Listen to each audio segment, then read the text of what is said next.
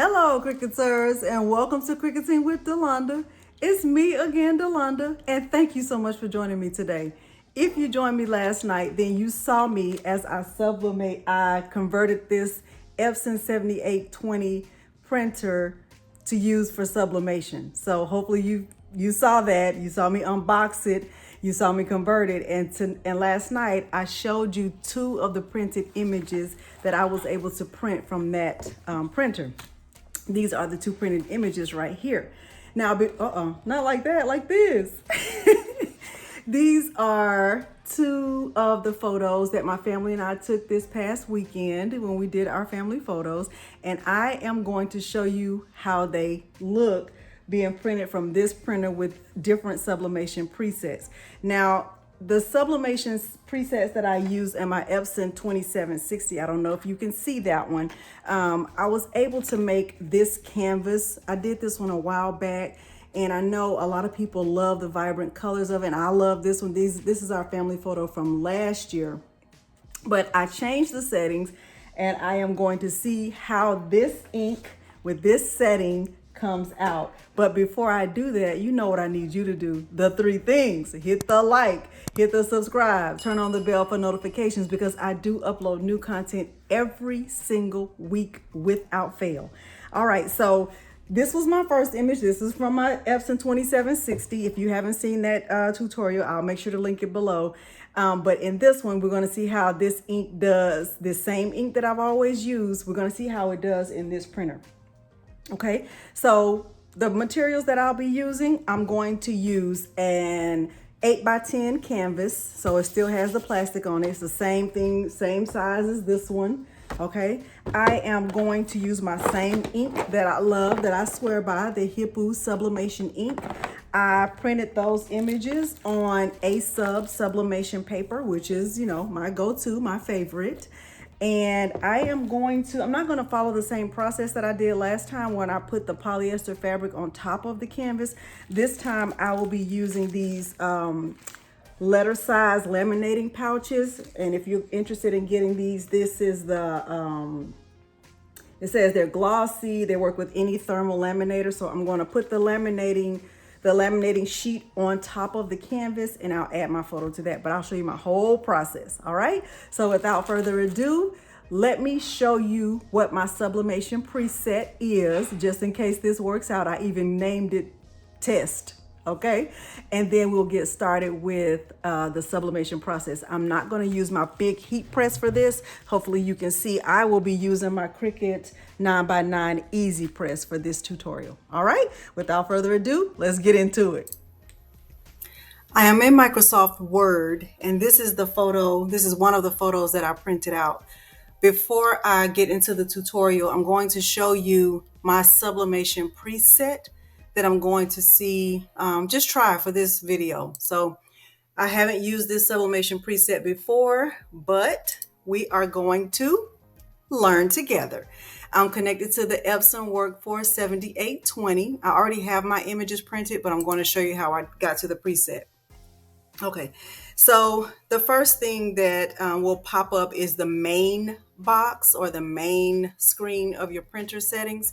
And right now, if I just go to just a regular document, the default settings, this is what it would look like. Okay, but I'm going to change that up a little bit, and I'm going to create a new preset. Okay, so I'm looking at it here. For paper source, I am going to choose paper tray. Okay, document size, I selected 8.5 by 11. The orientation of this photo is actually landscape, so I'm going to choose landscape. Paper type, I'm going to choose premium presentation paper matte. For the quality, I'm going to choose high. I'm not going to do anything to the color. Two-sided printing is off. Multi-page is off. I want one copy. I don't collate and reverse order are fine. I like to keep my print preview on because I just want to see it before I actually print. Okay, so then I'll go to the more options tab. So at the top there's a main tab, there's a more options tab, and there's a maintenance tab. I'm going to go to the more options tab. Okay, so document size is still 8.5 by 11. The output paper is the same as document size. For color correction, I'm going to choose custom, and then I'm going to click on advanced. Okay. And then I'm going to go to color controls, and I am going to keep it, I kept it on Epson Vivid, and I chose the slide bar option. Okay. So for brightness, contrast, and saturation, I left them at 0. For cyan, I changed that to 2. So I'm just going to go up. You can slide it. And then for magenta, I went down to -20. And then for yellow, I went down to -15. Okay. And I clicked OK. Okay. Then when I came back to this screen, which is still under the More Options tab, I deselected bidirectional printing because I do not want that checked, but I do want mirror image checked. Okay. So I want it just like this. All right. And so now I will click OK. Let me go back. And I want to save that preset. Okay, so I'm going to click add or remove preset. And the one that I have it on right now, and make sure color, copies, 2.2, bidirectional printing. Okay, I'm going to click close. Let me make sure I have it saved the right way. Landscape, high, settings. Okay. Okay, so I'm going to click add remove preset. I'm going to name this. I'm going to just call it test preset because I might not like it, right? And then these icons right here, with these icons, I can just choose one to save it under. And since this is a test print, I think I'm gonna go with this lamp. I like that one. Okay, I'm gonna choose that, the little lamp icon right there, and then I am going to save it. Okay, so now I see it says test preset, and I am going to click, let me double checking, click close. Let me look at my options one more time to make sure they are saved. Perfect. Okay, and then I will click OK. And then if I click print, remember my preset is saved to have a print preview. It's not going to actually print because it's going to give me a preview of what my picture will look like. So here's my print preview. It is mirrored. I can tell that it's mirrored because if I move my photo down, see, our picture is mirrored. Okay. So then in this case, I would choose print, and then I would let my Epson 7820 print it out. But as you saw in the video last night, hopefully I've already printed my image. So I'm going to move on to the next step in this tutorial. Even though I printed my images last night, I am still going to let my heat press hover over them just to get that good, I just think it just gives me good results. So I'm not, I'm not pressing down. It's just hovering over it. I know it's already dry, but in my mind, this makes the colors vibrant. So I know it works, and I am going to continue to do it until someone tells me otherwise. All right, I have a piece of parchment paper on my Cricut heat press mat.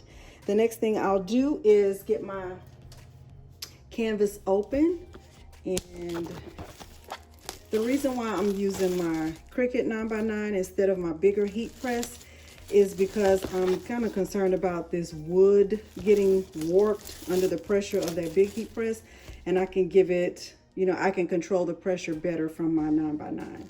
Okay, so if you haven't gotten started with sublimation, it's no time like the present. Okay, so the first thing I'll do is, now I have it open, there's no plastic on it. I'm going to put it down here on my parchment paper, and the parchment paper really isn't doing anything for it right now. I will grab a sheet from the laminating pouch. Okay, when you get them, they come like this. You just need to open it up because it's kind of like, make sure you can see what I'm doing. okay? And you're gonna take it apart. You don't have to do it with scissors. You can just kind of pull it apart. Okay? And there's a side that looks kind of shiny, and there's a side that looks filmy. Put the filmy side down on the canvas, okay? That's what I'm going to do. I'm gonna just put it right there, down on my canvas.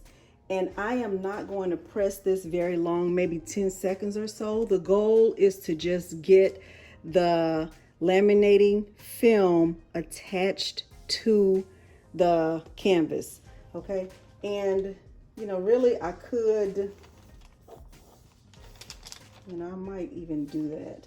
I'm thinking about going around this with my smaller press. I think I'm gonna plug it up just to have it ready. So when I did this canvas right here, the reason why I chose to do it this way was because I wanted, you know, to have a clean image all the way around.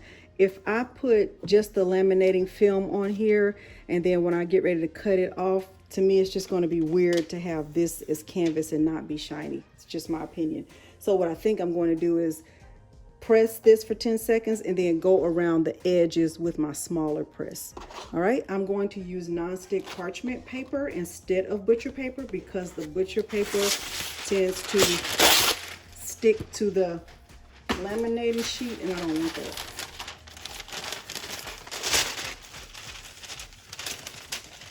Okay, so I'm gonna go over it.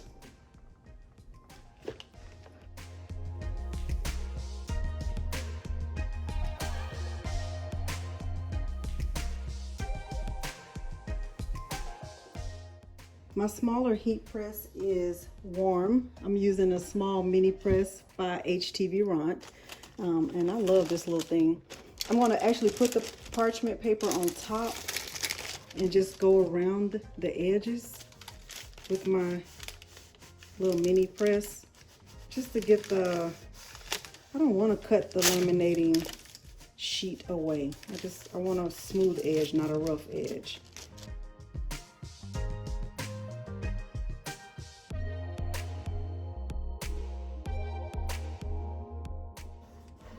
All right, so far so good.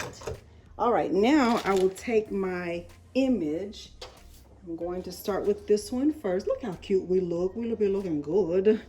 And I will put the canvas down in the middle and make sure that it's as centered as can be. And I'll get some of the Cricut heat resistant tape. There are multiple types of heat resistant tape. I just prefer the Cricut brand. I always get good results with it. So we don't reinvent the wheel in this house.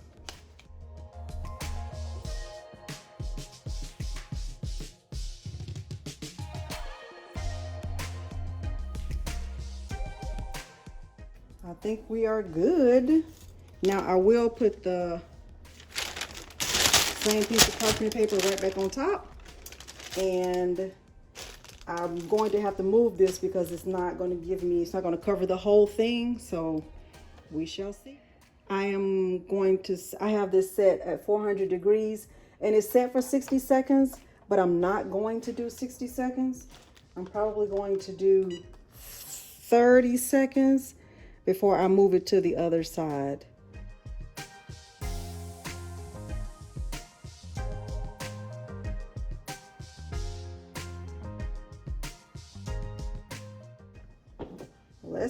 Let's see.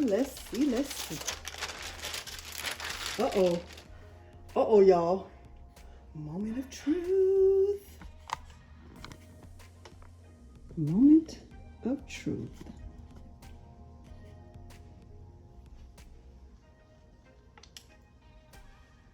Moment of ugly.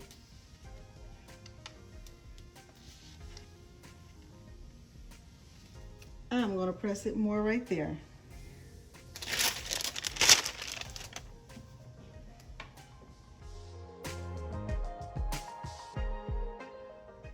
Here's the moment of truth.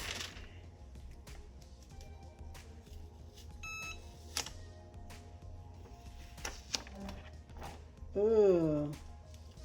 I don't like it at all. I don't like it at all. I don't like it at all. And I don't know if it's me. I don't know if it's the ink. I don't know if it's the... Look at that. We look like green. We look green. Not feeling it. Not feeling it.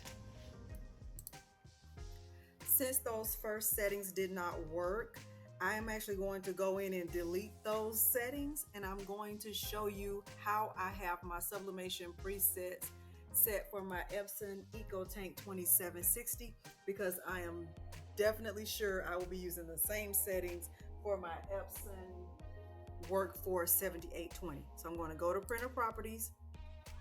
I am going to go to paper source. I just keep it for this one. I'm going to keep it on auto select. That is my mini press. You know to turn it off. Okay. The document size is 8.5 by 11. The orientation is landscape. The paper type is premium presentation paper matte. The color is, the quality is high. The color, I just left it on color. The collate and reverse order can stay on. Print preview, keep it on. I'm going to go to more options. Document size 8.5 by 11. Output paper, same as document size. For color correction, I'm going to just keep it on custom. I'm going to click advanced, and for color controls, I keep it on, the color mode will be Adobe RGB. The gamma is 2.2. All of these controls, the brightness, contrast, saturation, and density, all kept to 0. I'm going to click OK. I want to click image options right here just for 1 second to see what this says. Okay, I'm not doing anything with that. Just click OK. And then in the additional settings, bi-directional printing was checked before.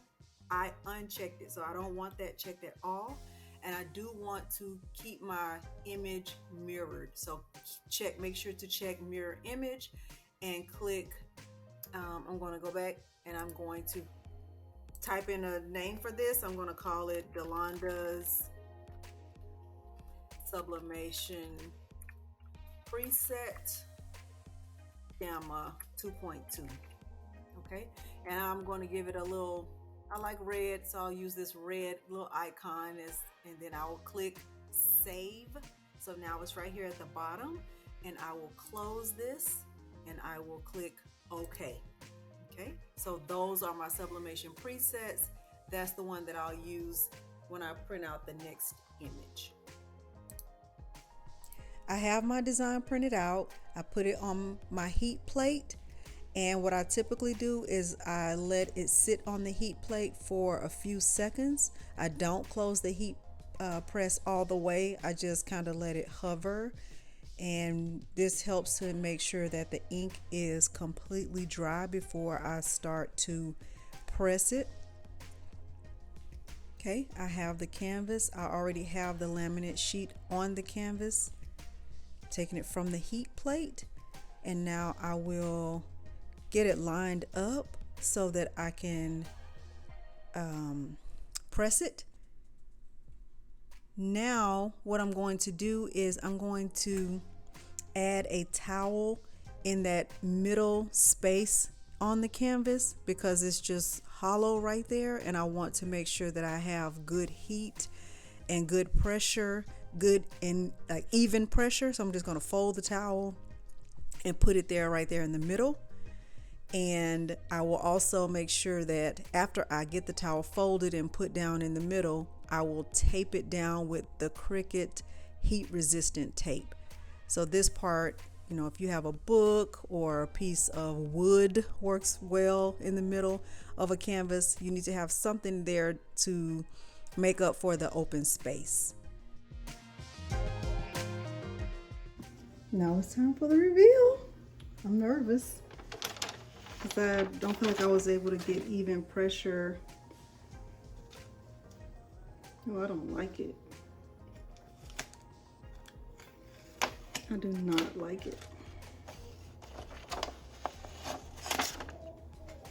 And I'm not sure if it's the canvas that I don't like or the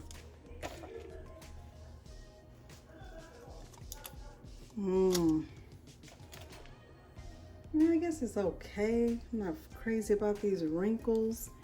I'm not sure how to get those out.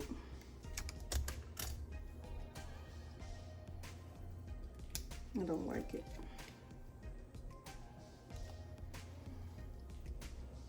Can't see them from an angle, so if I were to, you know, hang the picture up on the wall, you probably wouldn't be able to see the wrinkles, and I don't know if they come out over time, but I'm not crazy about it.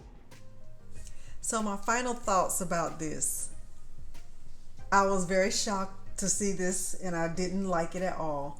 But even when I saw this, I still didn't like the way that it turned out.